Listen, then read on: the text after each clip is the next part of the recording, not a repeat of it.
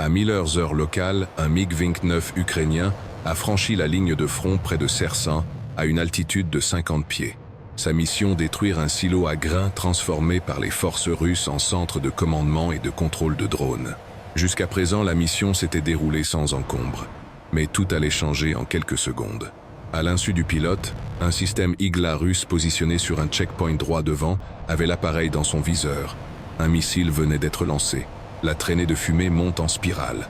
Le missile entame déjà son virage. Son autodirecteur a verrouillé les moteurs. Le pilote a viré brutalement à gauche, puis encore plus fort à droite, se plaçant dans la trajectoire initiale du missile pour le forcer à le dépasser. Mais ce n'était que le premier. 3 autres lancements en 4 secondes depuis des vecteurs différents.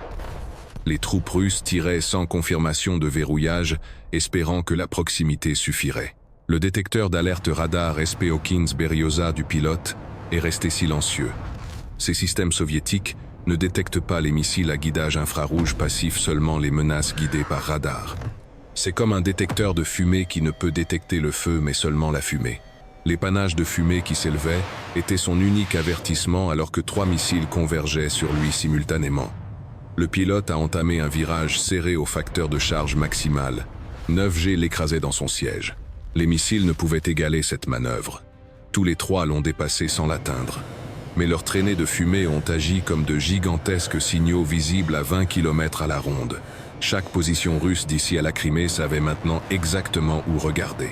Il est redescendu à 50 pieds, filant au-dessus des lignes électriques, à une vitesse sol de 540 newtonneux. Le radioaltimètre hurlait des avertissements. Le réglage minimal indiquait 50 pieds, mais la garde au sol réel variait entre 20 et 80 pieds. Un seul moment d'inattention signifiait se transformer en un projectile très coûteux. C'était du vol en suivi de terrain poussé à l'extrême utilisant le relief pour rompre la ligne de mire des radars toutes les 8 à 10 secondes. Les couloirs de lignes électriques garantissaient l'absence d'obstacles imprévus. Mais en volant si bas, les équipes Manpads sur les toits pouvaient le voir de haut. D'autres tirs d'Igla droit devant. Les Russes tiraient par-dessus l'épaule, lançant derrière sa trajectoire, espérant qu'il traverse le cône d'acquisition du missile. Chaque manœuvre évasive consommait 200 livres de carburant sur sa capacité interne de 7000 livres. Un calcul simple, encore 35 virages serrés comme celui-ci, et il rentrerait à pied. Le système de navigation de son avion était inutile à si basse altitude. Seuls des points de cheminement mémorisés et ses propres yeux le guidaient pour ne pas faire corps avec le paysage ukrainien. Alors qu'il remportait la partie la plus mortelle de balles aux prisonniers au monde, un radar PU-18 Spoonrest obtenait des échos intermittents. Cet appareil de l'ère du Vietnam opère dans la bande VHF entre 150 et 170 MHz. Ces longueurs d'onde pénètrent mieux le terrain que les radars modernes en bande X. Un peu comme lorsque vous entendez les bases de la musique de votre voisin mais pas les paroles. L'opérateur commençait à déceler une tendance dans ses contacts fugaces. Il a alerté une batterie Pansir, située à 12 km, l'informant de la route probable de l'avion, si tant est qu'il puisse survivre à la prochaine vague d'Igla. Les nouveaux Iglas en approche pouvaient détecter les signatures infrarouges proches et moyennes conçues spécifiquement pour résister aux leurs. Ces 30 lance-leurres ne contenaient que 60 cartouches au total. Il en avait déjà utilisé 6. Le calcul devenait de plus en plus défavorable. Un autre checkpoint a tenté sa chance. Mais tirer sur un jet à 540 newtonneux depuis une position statique, c'est comme essayer d'atteindre une balle de fusil avec une pierre. Le missile est parti en vrille dans un champ. Virant serré autour d'une tour radio, le pilote a vérifié ses 6 heures, dégagées pour le moment. Mais d'autres traînées de fumée s'élevaient des positions qu'il venait de dépasser. Il prévenait les unités, en avant orientant chaque système de défense aérienne vers sa route probable. Le territoire occupé tout entier s'éveillait comme s'il venait de donner un coup de pied dans une fourmilière. Son récepteur d'alerte SPO-15 a commencé à crépiter. Des radars de recherche s'activaient le balayant, essayant d'établir une poursuite. En quelques minutes, chaque système SAM dans un rayon de 50 miles saurait exactement où il se trouvait. Mais d'abord, il devait survivre aux 30 prochaines secondes, alors qu'une autre équipe Manpads apparaissait sur le toit d'une usine. Le missile était déjà sur son rail de lancement et il n'avait plus de marge de manœuvre entre les lignes électriques. L'Igla sur le toit de l'usine l'a forcé à monter à 200 pieds. Une exposition dangereuse mais préférable à un missile. L'écran d'alerte du SPO-15 a immédiatement explosé de contact. Plusieurs systèmes radars le balayaient sur différentes bandes de fréquences. Chaque pic représentait une menace différente. Le radar 1RS-2-1E du Pansir alternait entre son mode recherche avec une portée de 40 km et son mode poursuite à 20 km, tentant de le verrouiller. Le mode recherche est comme un phare qui balaie l'horizon. Le mode poursuite est comme un projecteur verrouillé sur une cible. Au moment où il basculerait en mode poursuite, il n'aurait que quelques secondes avant le lancement du missile. Le pilote a exécuté une manœuvre de fenêtre Doppler se plaçant perpendiculairement au faisceau radar du Pansir. En se déplaçant latéralement par rapport à un radar Doppler, sa signature se confond avec l'écho du sol. Il disparaît essentiellement dans le bruit de fond, mais cela signifiait dévier de sa route planifiée, ajoutant des kilomètres et brûlant un carburant précieux. Chaque manœuvre défensive était un compromis entre survivre à la menace immédiate et avoir assez de carburant pour rentrer. Alors que le pilote tentait d'esquiver les missiles, les Russes mettaient en place un piège SAM classique. Le vieux radar VHF P-18 le forcerait à sortir de sa cachette. Ces grandes longueurs d'onde pénètrent le terrain, rendant toute dissimulation impossible. Ensuite, les radars de conduite de tir en bande X prendraient le relais. C'est comme utiliser un chien de pistage pour trouver quelqu'un, puis envoyer les chiens d'attaque pour le coup de grâce. Pendant ce temps, un système Torm 2 sortait de veille. Ces systèmes nécessitent 3 minutes complètes pour démarrer leur antenne à balayage électronique 9 à 330 et 1. Une fois en ligne, ils pourraient suivre 48 cibles et en engager 4 simultanément. Le pilote volerait droit dans son enveloppe d'engagement en moins de 2 minutes. Comme si la situation n'était pas assez mauvaise, le système de guerre électronique Krasuka 4 est entré en jeu. Il a commencé à brouiller le GPS sur les bandes L1 et L2 à 1575 et 1227 MHz. Le pilote a vu son récepteur GPS vaciller. 8 satellites, puis 5, puis 4. La bombe JDAM nécessitait 8 satellites pour une précision optimale, lui donnant une probabilité d'erreur circulaire de moins de 5 mètres-être. Avec seulement 4 satellites, cette marge pourrait passer à 30 mètres-être. La différence entre toucher le bâtiment et toucher le parking. Mais les ingénieurs ukrainiens avaient anticipé les tactiques de guerre électronique russes.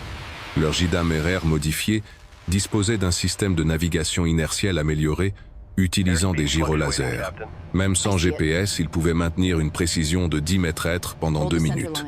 Il se souvenait de son point de départ et calculait chaque mouvement depuis. Il était temps de vérifier l'armement. Le pilote a activé le test intégré du système de gestion des emports. Les données circulaient via l'interface du pylône modifié par les Ukrainiens. Cela n'était pas censé fonctionner. Des armes américaines sur des jets soviétiques. Mais les ingénieurs ukrainiens avaient en quelque sorte piraté une connexion USB entre des systèmes incompatibles. Les données GPS étaient chargées, indiquant à la bombe la position actuelle de tous les satellites. Le gyroscope de la centrale inertielle était lancé. La batterie indiquait 27 minutes d'autonomie, bien qu'il n'en faille que 90 secondes pour un vol plané de 40 miles.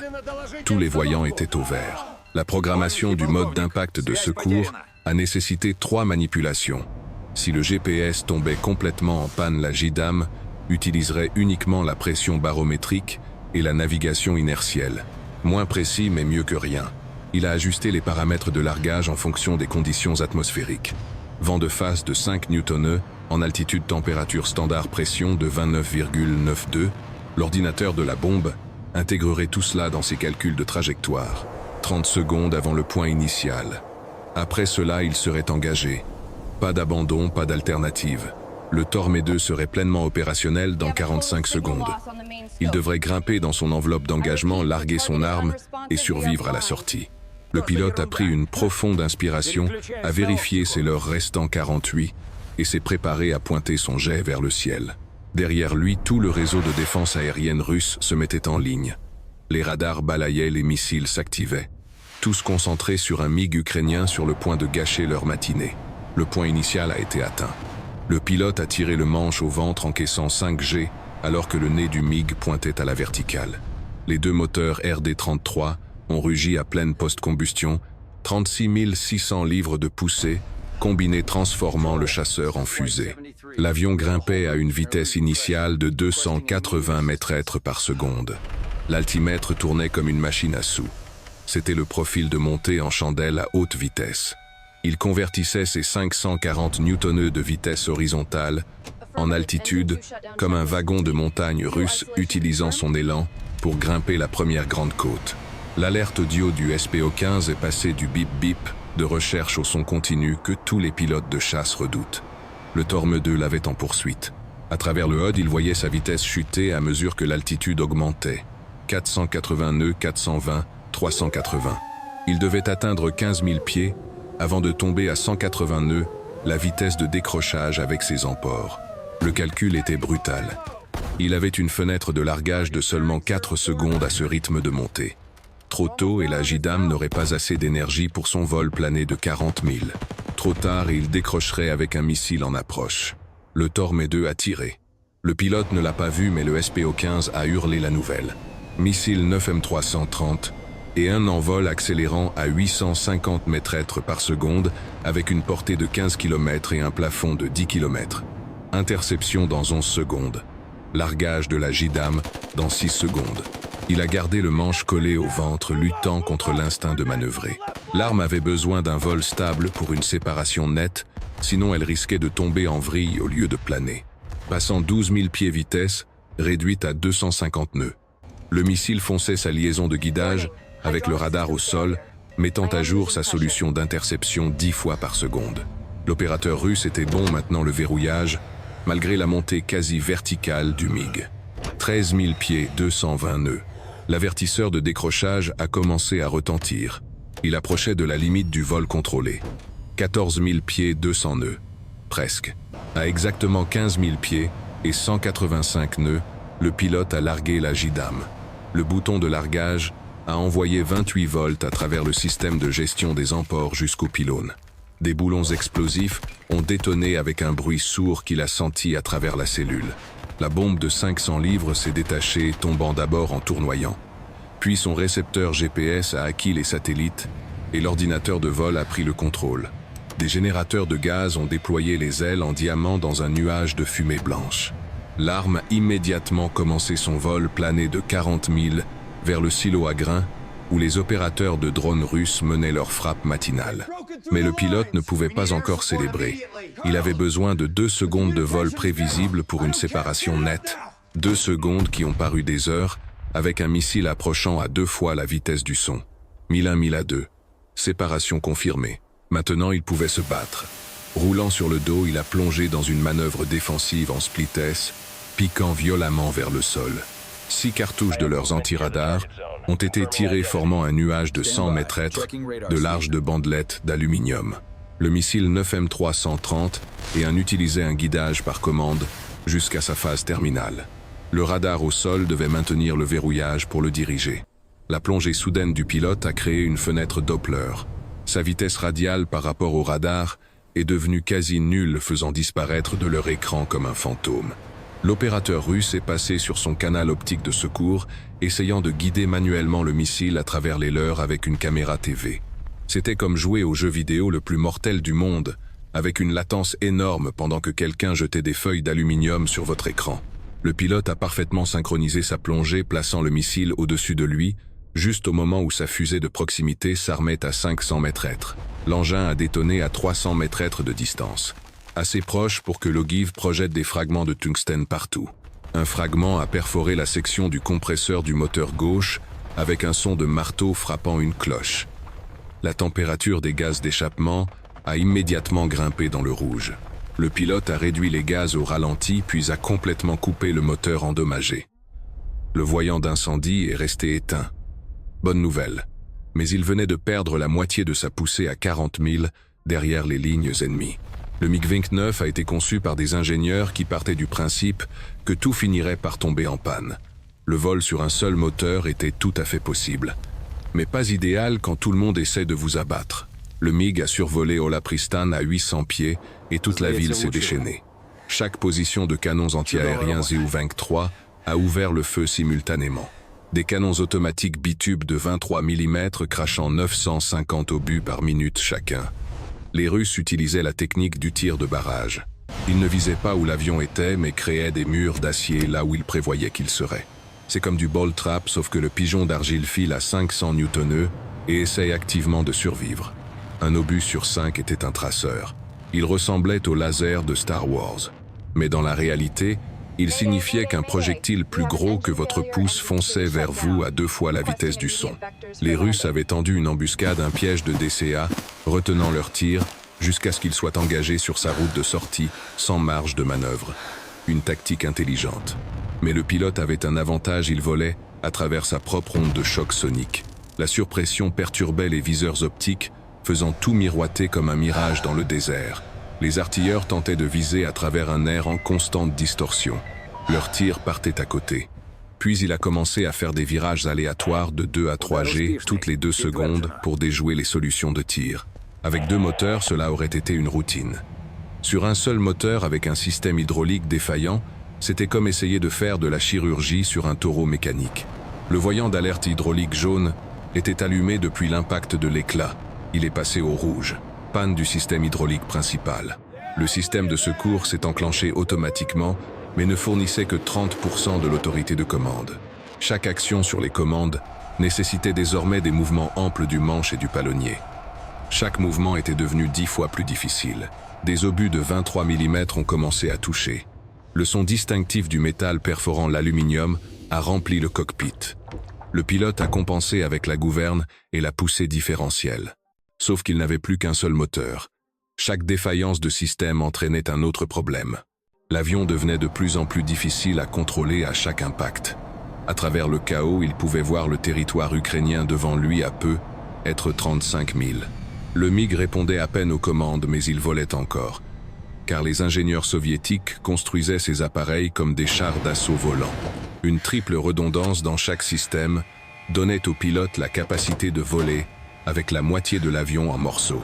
Derrière lui, à 40 miles, la Gdamer était dans sa plongée terminale à 287 mètres par seconde. Les opérateurs de drones dans le silo à grains n'avaient plus que 3 secondes pour évacuer. La fusée programmable FMU, un 5.2 de l'arme, était réglée en mode retardé. Elle pénétrerait profondément avant de détonner. La bombe a frappé la colonne de soutien centrale à plus de 600 000 par heure. Elle l'a traversée comme du papier, puis a traversé 2 autres étages de béton et d'acier. Puis elle a explosé. 445 livres de tritonal, 80% de TNT et 20% de poudre d'aluminium convertie en pure énergie en quelques microsecondes. La surpression de l'explosion a atteint 300 livres par pouce carré dans un rayon de 10 mètres. La poudre d'aluminium a créé une boule de feu de 2800 degrés Celsius qui a tout consumé instantanément. L'onde de choc a traversé le béton à 1700 mètres par seconde plus vite qu'une balle de fusil, créant des éclats où le béton lui-même devenait un projectile mortel. La colonne de soutien s'est vaporisée. 8000 tonnes de béton et de céréales ont entamé un effondrement progressif, chaque étage s'écrasant sur celui du dessous à l'accélération gravitationnelle. Le bâtiment s'est replié sur lui-même comme une tour de Jenga. Temps d'effondrement total, 6,2 secondes. Le nuage de poussière s'est élevé à 500 pieds visibles depuis les positions ukrainiennes de l'autre côté du fleuve. Des explosions secondaires ont secoué les ruines alors que les missiles Igla et les batteries de drones stockées explosaient leurs ogives, ajoutant à la destruction. Le pilote ukrainien a ramené son MiG endommagé vers l'espace aérien ami. Il maintenait la vitesse minimale de contrôle sur un seul moteur, luttant à chaque mètre contre les systèmes hydrauliques défaillants. Derrière lui, le quartier général des drones russes n'existait plus. Les chasseurs étaient finalement devenus les proies. Fin de transmission.